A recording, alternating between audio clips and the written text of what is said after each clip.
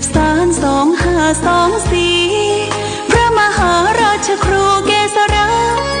ปัญญาปรมาติกาจารย์จากวัดดับภัยเชียงใหม่สืบสานเวลาผ่าน131 ปีนานไกลวัดพระบาทอุดมรุ่งเรืองงามตาเจ้าน้อยบุญทาวงศาข้าหลวงปวงเชียงใหม่ปกครองหัวเมืองฟ้าทุ่มเทแรงกายแรงใจทุกชาติพันธุ์รวมใจ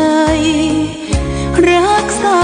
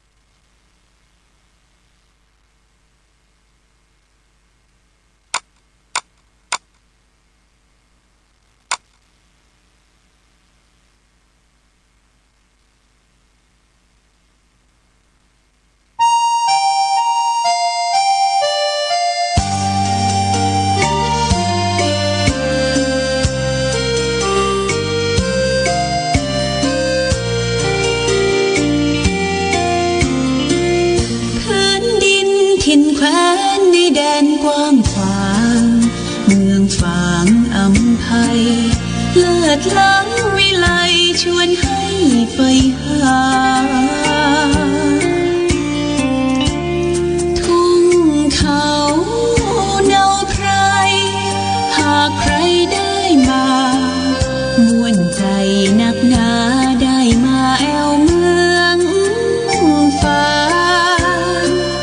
ชุ่มเย็นช่ำล้ำเที่ยวทำตับ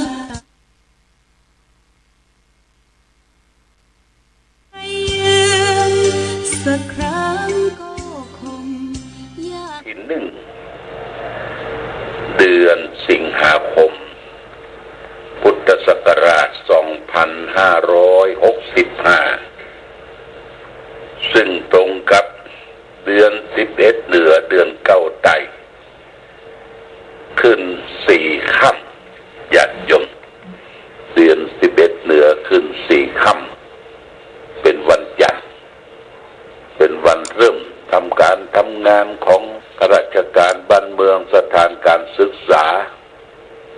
ที่ได้หยุดในช่วงพรรษาเดือนพรรษาเนี่ยหลายวันได้หยุดแล้วก็ญาติโยมพากันไปพักผ่อนหย่อนใจไปทัศนศึกษาไหว้พระบางที่ก็ไปตามเตียน9 วัด 7 วัด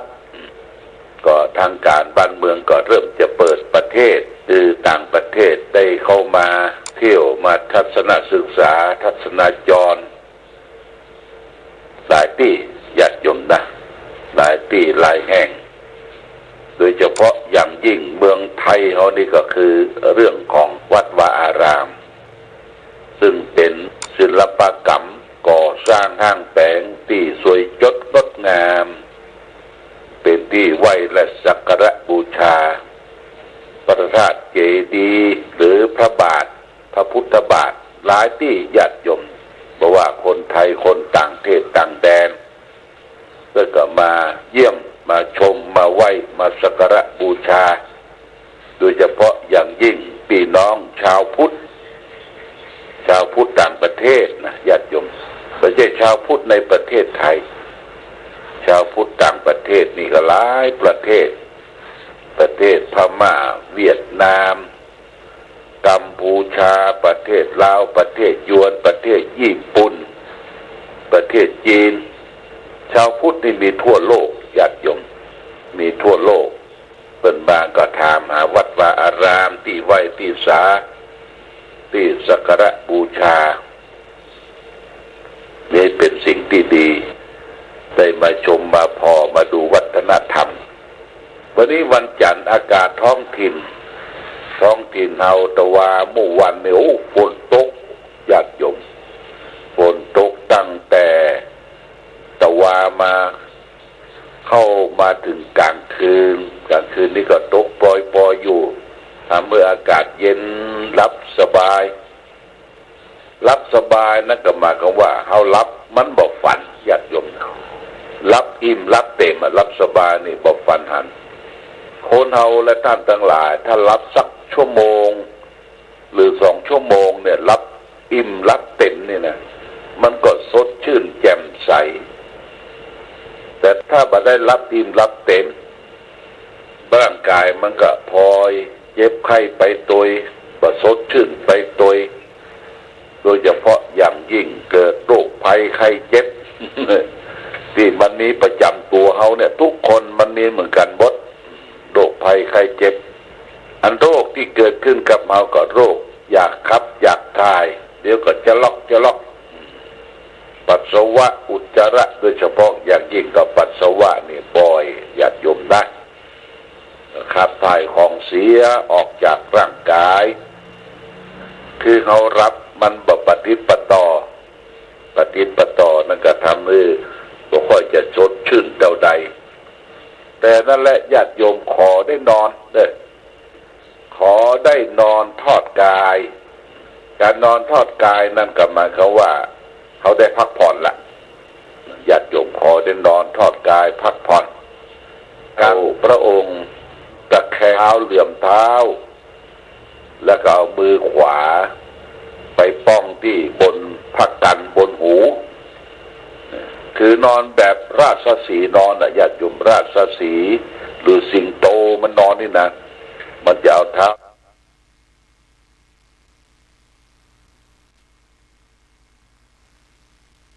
เพื่อนบ้านก็ไปอยู่ด้วยกันนะประมาณ6-7 ตัวและตัวเองก็ไปอยู่ในร่มในห้างฝนตกฟ้าผ่างูทั้งหมดที่อยู่ปืนก็ไม่ตายหมดญาติโยมตายหมดงูตายนะแต่คนปลอดภัยคนไปอยู่ห้างเพิ่งก็เอานักข่าวไปสัมภาษณ์ว่าโอ้แม่อุ้ยคนนี้เพิ่นบอกว่าหมดเนื้อหมดตัวเลี้ยงงัวอยู่4 ตัวในญาติโยมการเลี้ยงงัวเลี้ยงควายในปัจจุบันที่เปิ้นเลี้ยงไม่ใช่ว่าค่ากินเนื้อนะญาติโยมเปิ้นเลี้ยงไว้เป็นเปื้อนเป็นฝูงแล้วไปขายปุ้นขายมูลมันคำว่ามูลนั่นก็คือขี้งัวขี้ควายเนี่ยพอเวลาแดดออกเปิ้นก็แจงเอากองไว้ใส่กระสอบใส่กระสอบละ20 บาทได้ขายขี้งัวมีอาชีพท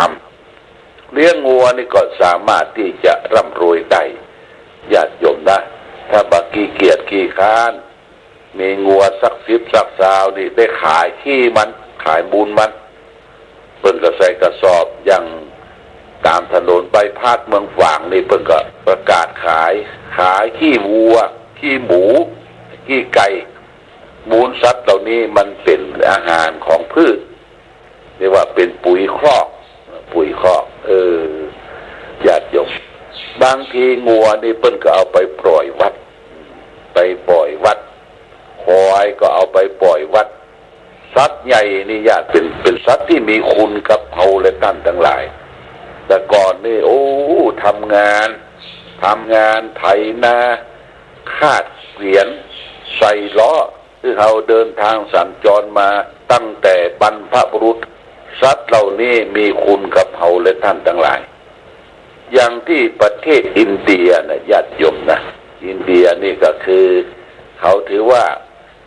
งัวเนี่ยเป็นพาหนะของเทพเจ้าองค์หนึ่งเทพเจ้าเหล่ากาที่เปิ้นนับถือพออินเดียนี่เปิ้นถ้ามีงัวล่ะเปิ้นใจเทียมเกวียนใส่ล้อใส่นาเรียบร้อยมันแก่แล้วเปิ้นปล่อยล่ะญาติโยมปล่อยมันเสาะหากินคนเดียวมันบางทีก็ไปคุยเคียเคาะกินตามกองขยะตามสถานีรถไฟสถานีขนส่งตามกาดตามรีเตียวยั่วเยี่ยไปหมดเปิ้นมาทำร้ายมันก็นอนตามถนนหนทางน่ะญาติโยมนอนตามถนนต่างนี่งัวอินเดีย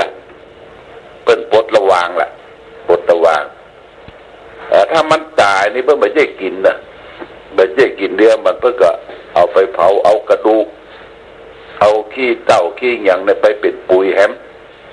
นี่งัวที่อินเดียเป็นพาหะของเทพเจ้าเหล่ากาองค์หนึ่งเป็นนับถือกันในญาติโยมท่านสาธุชนสัตว์เลี้ยงที่เขาเลี้ยงดูนี่เขาก็ใส่ชื่อมันชื่อดำชื่อด่างชื่อหยังต่างๆมันก็จำนะญาติโยมตอนนี้จำเรื่องคนกันเนอะจำเรื่องคนมาสุนัขก็เหมือนกันญาติโยมเขาใส่ชื่อมันนะหลวงพ่อนั่งอยู่ในห้องเนี่ยมันมีหมา2 ตัวหนึ่งมันตายไปแล้วเรือตัวนี้ชื่อว่าโจโจ้เขาสังเกตว่าพอลองห้องมันเบาๆนะญาติโยมระยะทางสัก20 เมตรเนี่ยโจมันตื่นตัวแล้วรู้รับทราบว่าเจ้าของห้องมันก็จำได้นะจำได้มันก็โลดมาที่หน้าประตูว่ามันคงจะได้รับรางวัลอย่างสักอย่างและนอกจากนั้นเท่าเดินทางไปที่ไหนในญาติโยมเขาก็จะซื้อฮอทดอกพ่องไก่ปิ้งพ่องยังพ่องปีกไก่ขาไก่นะที่เพิ่นขายก็เอามาต้อนมันให้มันได้กินมันก็จำมันก็ย่ามเวลารถไปจอดปุ๊บมันก็มาละเอาเปิดประตูลงปุ๊บมันก็เข้ามาคลอเคลียเลียแข้งเลียขานี่คือสัตว์เดรัจฉานนี่มันก็จำได้ว่านี่คือเจ้าของมันบางตัวนี่มีความซื่อสัตย์ญาติโยมอย่างที่ประเทศออสเตรเลียอาตมาได้ไปมีสุนัขตัวหนึ่งนะเป็นสุนัขของคนทำงานกลุ่มทางพอดีเปิดให้มันเฝ้าอย่างเนี้ยแล้วก็คนนั้นไปทำงานที่อื่นต่อแต่เวลา3 วันมันบอกไปไหนญาติโยมมันเฝ้าของรอเจ้าของถึงแม้ว่าไม่ได้กินอย่างมันก็สัตว์นี่มันมีความสัตย์ซื่อนะญาติโยมสัตย์ซื่อต่อมนุษย์ต่อคนเอานี่ก็สัตว์นี่ฝากไว้นะญาติโยมเรื่องของธรรมชาติเรื่องอย่างต้องระมัดระวังออกกลางป่ากลางฝนอยู่คนต้นไม้ใหญ่ต้องระมัดระวังซื่อที่อยู่ในตัวเอาเนี่ยถ้าฟ้าแมบแมลงเนี่ยญาติโยมนะโทรศัพท์ในตัวปิดทันทีเลยเพราะในโทรศัพท์มันมีสื่อเป็นท่องเหลียงเป็นอะไรอย่างต่างๆเป็นสายโยงไปเป็นสื่อล่อฟ้าคือปิดนะญาติโยมนะปิดแล้วก็ไปอยู่ใต้ต้นไม้ใหญ่หาที่กำบังอาจจะเป็นห้างนาหรือกระยุดหรือเขาขี่รถอยู่ลมแรงไวปังบ้างนี่ญาติโยมหยุดเข้าข้างทางลบอยู่ข้างทางแล้วก็อย่าได้รับความปลอดภัยบางทีลมแรงนี่มันปัดเอารถตกข้างทางอย่างที่เมืองนอกอเมริกาเนี่ยโอ้พายุไซโคลนหมุนนี่นะมันหมุนเอาบ้านเอาเฮือนบ้านเอารถเอารางเนี่ยโอ้เสียหายญาติโยมตึกรามบ้านช่องพังทลายนี่คือธรรมชาติที่เขาจะไปฝืนมันบ่ได้นะแต่ก่อนผู้เฒ่าผู้แก่พ่อแม่ศรัทธาเวลาฟ้าฝนลมแรงลมบังเปิ้นใจกระถาเสกใส่มีดดาบก้างกาลำดาบ มันก็เป็นจิตวิทยาอย่างหนึ่งทำให้ลมฟ้าลมแรงนะอ่อนลงนี่ก็เป็นเรื่องของมหัศจรรย์อย่างหนึ่งเนาะคนแต่ก่อนโบราณแต่บ่มีไผที่จะมาชนะเอาธรรมชาติเรื่องฟ้าเรื่องฝนเรื่องลมเรื่องพายุหมุนเรื่องน้ำท่วมน้ำทากเนี่ยญาติโยมบ่มีไผชนะได้นี่เป็นเรื่องสำคัญวันนี้จะเอาสาระธรรมมาฝากคือญาติโยมเรื่องนี้ก็คือใจอาพาธนี่เป็นชื่อเป็นภาษาบาลีเป็นชื่อที่ใจกับผู้ป่วยกับตุเจ้าพระสงฆ์องค์เนรถ้าป่วยในประวัติตุเจ้าอาพาธป่วยเจ็บไข้ได้ป่วย